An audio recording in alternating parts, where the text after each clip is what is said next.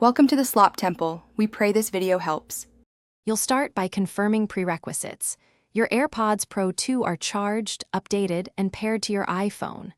Open Settings, sign into iCloud with the same Apple ID, and enable Find My.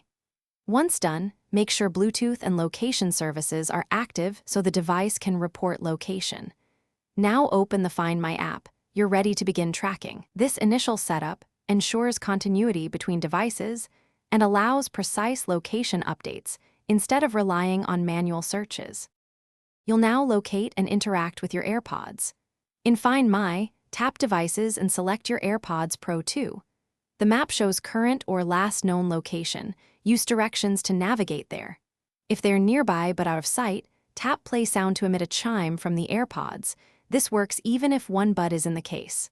For theft or extended loss, enable Lost Mode to display contact info and lock pairing. These features exist to help you recover quickly and prevent unauthorized use.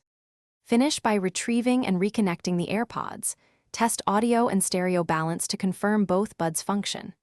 If Find My shows them offline, note the last seen timestamp and retrace those locations promptly, as the location may update when they reconnect.